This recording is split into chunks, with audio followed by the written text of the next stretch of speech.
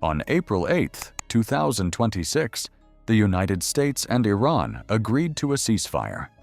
One of its stated conditions was the complete, immediate, and safe reopening of the Strait of Hormuz.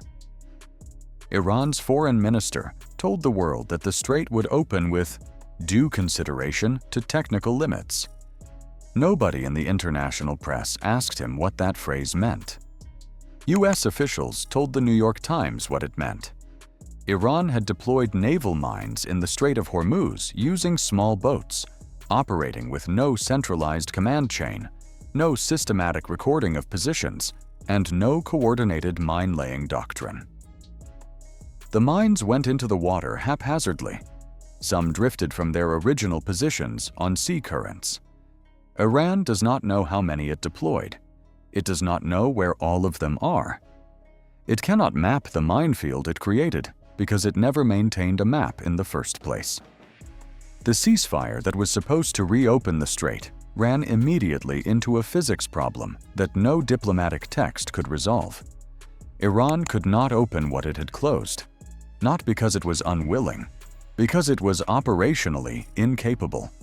The weapon it designed as a strategic trump card had become a trap it could not exit. 10 ships crossed the Strait of Hormuz in the first week after the ceasefire took nominal effect on April 7th and 8th, against a pre-war baseline of 138 per day. The strait was open in legal terms and closed in operational reality, and the reason had nothing to do with Iranian political will. Here is the mine warfare doctrine Iran used, and why it produced the outcome that trapped its own strategy. Iran possesses between 2,000 and 6,000 naval mines, according to Defense Intelligence Agency estimates. Its primary deployed types in the current conflict are the Maham-3 and Maham-7, contact mines tethered by chain to the seabed, floating just below the surface, detonating on hull contact. U.S. intelligence assessed in a March 23, 2026 evaluation reported by CBS News that Iran had deployed less than a dozen to about a dozen of these devices in and around the strait. That number sounds manageable. It is not. The Naval Institute's April 2026 Proceedings article stated the principle precisely. The discovery of just one mine in the Strait of Hormuz would compel interested parties to assume there are many more. Once laid, mines cannot be recovered. They can only be painstakingly cleared. The challenge is not merely detecting mines, but proving their absence. Proving absence. That is the operational standard the insurance market requires before a commercial operator will send a supertanker through the corridor. Not reducing the risk. Certifying zero mines across the entire shipping lane to a standard recognized by Lloyd's of London and the International Maritime Organization. Lloyd's listed the Persian Gulf as a high-risk zone in March 2026. War risk insurance premiums rose to between 5 and 10% of hull value per transit, effectively prohibitive for any commercial operator's margin. Even a dozen mines, locations unknown, in a 6 nautical mile shipping corridor is enough to keep 138 ships per day anchored at the Persian Gulf entrance indefinitely. Iran created that condition in days. It cannot undo it in weeks. And the specific reason comes down to how it deployed the mines in the first place. The decentralized deployment is the operational failure that explains everything. U.S. officials described the mine-laying operation to the New York Times as haphazard. Iran used small boats, not dedicated naval mine-laying vessels, most of which CENTCOM struck in its March 10th operation that destroyed 44 Iranian mine-laying craft. It used the hundreds of small IRGC fast boats that survived the destruction of the conventional navy. No central command authority maintained a running chart of positions. No GPS coordinates were logged against each device. No recovery plan existed because the strategy was never designed to be reversible on a timeline Iran controlled. The design goal was denial. Close the strait and hold it closed long enough to extract political concessions. The mine was a lock, not a door. Iran never designed the key. Sea currents complicated what the lack of records started. The Strait of Hormuz is a dynamic marine environment. Tidal flows, seasonal current patterns, and the turbulent mixing at the interface between the Persian Gulf and the Gulf of Oman generate water movement that can displace a moored mine from its original position. A Maham 3 mine, tethered by a chain of imprecise length in water of varying depth, can drag its anchor and move. It is no longer where it was placed. It is somewhere in the 6 nautical mile shipping lane. It is not where any Iranian boat crew last saw it, because no Iranian boat crew recorded where they last saw it with any precision. The result was confirmed by the New York Times on April 11, 2026. Neither the United States nor Iran has a clear picture of how many mines remain in the strait or where they are. Iran cannot locate its own mines. The U.S. cannot certify their absence. The strait that carries 20% of the world's oil and 20% of its liquefied natural gas is physically impassable to commercial operators, not because of an ongoing military conflict, but because of an uncharted minefield that its deployer has lost. If you follow this channel, you know there is a difference between a weapon that closes a waterway and a weapon that can reopen one. Iran built the lock. It never built the key. What follows is the technical and diplomatic record of why a dozen contact mines with no recorded positions in the world's most important oil corridor can outlast a ceasefire agreement, a foreign minister's statement, and every diplomatic text the Islamabad talks produced. The blockade did not survive the war. It survived Iran's own record-keeping. China receives approximately 40% of its crude oil through the Strait of Hormuz. Its tankers are among the vessels anchored at the Persian Gulf entrance, waiting for a corridor that does not exist.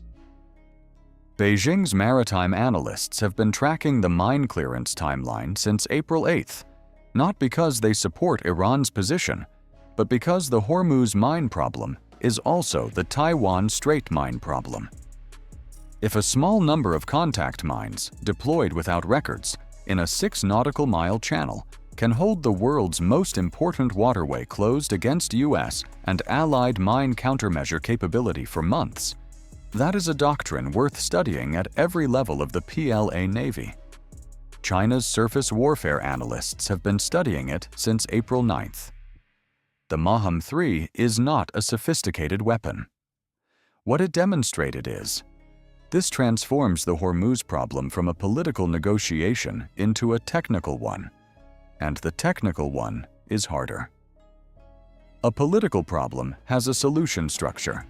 Iran wants sanctions lifted. The U.S. wants the nuclear program ended. Those are knowable positions between parties with identifiable interests. Diplomats can draft text that addresses them. The Islamabad talks failed on nuclear grounds, not on mine grounds. The ceasefire framework calls for the strait's reopening.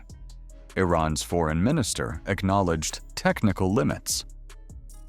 Iran's deputy foreign minister confirmed that mines had been laid. The physical constraint is real and acknowledged by both sides. But a mine clearance problem does not have a negotiating table solution. Signing a piece of paper does not relocate a Maham 3 contact mine drifting somewhere in the inbound shipping lane. The mine does not care about ceasefire agreements. It detonates on hull contact, regardless of the diplomatic status of the conflict that placed it there. The House of Saud analysis, published on April 11th, stated this with specific operational precision. The IRGC Navy has declared full authority over the strait, meaning that even if mine locations are identified, any mine clearance corridor operates at IRGC discretion, not under ceasefire agreement. The legal architecture of the Iranian position, Iran claims sovereign maritime management authority over the waterway, means that even a technically successful mine clearance operation requires Iranian cooperation at every step. Iran must agree to allow allied MCM vessels to operate. It must share whatever positional data it has. It must authorize the corridor establishment. None of that is contained in any ceasefire text as of May 4, 2026. The Naval Institute's proceedings summary from April confirmed that no Allied mine clearance deployment has been proposed, authorized, or staffed for Hormuz operations as of the date of publication. The UK Hunt-class and Sandown-class mine countermeasure vessels exist. Japan's Maritime Self-Defense Force has MCM capability. It deployed to the 1991 Kuwait clearance in its first post-World War II overseas operation. No coalition MCM command has been constituted. No legal framework for operating inside the IRGC-claimed maritime zone has been negotiated. No IMO certification process for the cleared corridor has been initiated. Project Freedom launched with guidance on safe lanes rather than certified mine-free lanes, because the certification does not exist. The entity holding the Strait of Hormuz closed in May 2026 is not the IRGC Navy. It is Lloyd's of London. The cost to the world of this operational failure is running continuously. Kpler estimated the global oil supply deficit at 6 million barrels per day as of April 7th. The U.S. Energy Information Administration projected flows returning close to pre-conflict levels in late 2026, an assumption that requires a successful mine clearance operation that has not yet been proposed. Saudi Aramco restricted April crude liftings to Yanbu origin cargoes because the eastern province terminals at Ras Tanura, Juaima, and the King Fahd industrial port at Jubail are offline, not because of ongoing military activity, but because the maritime approach through Hormuz remains uncertified for tanker traffic. Every day those terminals cannot load supertankers is a day of lost revenue for the Gulf states, a day of supply deficit for Asian economies, a day of elevated pump prices for American consumers. The 20,000 seafarers still stranded in the waterway, as of today, represent a humanitarian consequence that no analysis of military capability fully captures. They are crew members on vessels that were transiting a legal international shipping lane when the conflict started and have been unable to move since. A captain on one of those vessels told CNN this week, "Ceasefire is not for seafarers. Ceasefire is for normal people." His ship has been at anchor off Oman for over 2 months. Iran's mine warfare planning before 2026 assumed a negotiated exit. Political concessions extracted, ceasefire signed, mines declared and removed by IRGC naval teams who retained the positional data and the surface assets to execute the recovery. That exit assumed the IRGC surface fleet survived the opening days of the war. CENTCOM's March 10th strike destroyed 44 Iranian mine-laying craft, the vessels that would have run the recovery operation. Iran did not just lose the capacity to lay more mines on March 10th. It lost the capacity to take back the ones it had already deployed. The weapon became permanent the day the boats went to the bottom. The miscalculation was not choosing mines as the strategic instrument. It was building no operational separation between the force that laid them and the force that would remove them. One strike eliminated both. Iran designed the mine strategy to impose costs it could turn off when the political calculus demanded. This is how mine warfare is supposed to work when deployed by a state with the operational discipline to record positions, maintain charts, and retain the capacity to remove or recover devices when they are no longer strategically useful. Iran did not deploy its mines that way. It deployed them with the urgency of a military force that had just lost its navy in the opening hours of a war it did not fully anticipate and needed to close the world's most important oil corridor before its leverage disappeared entirely. Small boats, no command chain, no charts, no recovery doctrine. The weapon worked exactly as designed for the purpose of closing the strait. It failed completely as a reversible political tool because reversibility requires the same operational discipline that rapid deployment abandoned. Iran closed the strait in days and cannot reopen it in months. The mines it cannot find are doing exactly what they were designed to do, and they will keep doing it until a clearance operation that requires Iran's cooperation, allied MCM vessels that require a legal framework, and a certification standard that requires time the global economy is not able to give delivers the only answer the insurance market will accept. Proving absence. Iran cannot prove the absence of mines it cannot locate. The United States cannot certify a corridor it cannot fully sweep. The strait that Iran closed with small boats and no paperwork will require months of systematic work by specialist vessels operating under a legal framework that does not yet exist to reopen. The weapon Iran chose to close the world's most important waterway was perfect for the day it was used. The only problem was the day after. A dozen mines, no map, no GPS coordinates, no recovery fleet. CENTCOM put that on the seafloor on March 10th. The ceasefire is signed. The foreign minister cited technical limits. Lloyd's of London is enforcing the blockade now, and Lloyd's does not negotiate with foreign ministers. 20,000 seafarers have been at anchor for 2 months.